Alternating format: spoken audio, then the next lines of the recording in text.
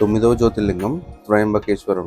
ఈ ఆలయం మహారాష్ట్ర రాష్ట్రంలోని నాసిక్కు సుమారుగా 28 కిలోమీటర్ల దూరంలో త్రయంబక్ అనే ఊరిలో ఉన్నది. ఈ ఆలయంలో శివలింగ పానపట్టం లోతుగా ఉండి 3 చిన్న చిన్న శివలింగాల రూపంలో ఉంటుంది. ఈ 3 లింగాలను బ్రహ్మ, విష్ణు, మహేశ్వరులుగా కొలుస్తారు. గోదావరి నది జన్మస్థలం ఇదే. ఇక ఈ ఆలయ చరిత్ర చూస్తే పూర్వం గౌతమ మహర్షి, అహల్య ఇక్కడే నివసించేవారట.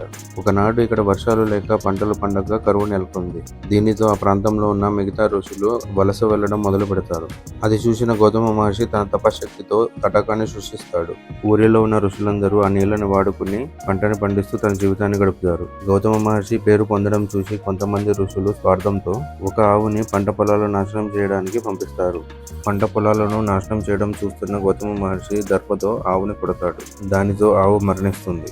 గోహత్య పథకం చుట్టుకున్న వారి ఇంట్లో ఎవరూ భోజనం చేయరు. దానికి గౌతమ మహర్షి ఎంతో బాధపడి మిగతా ఋషులను దానికి పరిహారం అడుగుతాడు. దానికి ఋషులు శివుడి జటాజుటంలో ఉన్న గంగలో స్నానం చేస్తే పరిహారం ఉంటుందని చెప్తారు. దానికి గౌతమ మహర్షి బ్రహ్మగిరి పర్వతంపై శివుడి కోసం ఘోర తపస్సు చేస్తాడు. పరమశివుడు బ్రహ్మ, విష్ణు సమేతంగా ప్రత్యక్షమవుతాడు. గౌతమ ముని తన కోరిక చెప్పడంతో మహాశివుడు తన తల వెంట్రుకతో బ్రహ్మగిరి పర్వతంపై కొట్టి గంగను పారేటట్టు చేస్తాడు.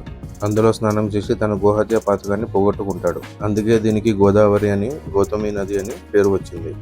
త్రయంబకేశ్వరుని దర్శించుకున్న వారు తప్పకుండా గోదావరి పుట్టిన చోటుకు వెళ్లి దర్శించుకుంటారు. ఈ నీళ్లు తలపై చల్లుకుని స్నానం చేస్తారు. గౌతమ మహర్షి కోరిక మేరకు బ్రహ్మ, విష్ణు, మహేశ్వరులు ఇక్కడ కొలువయ్యారు.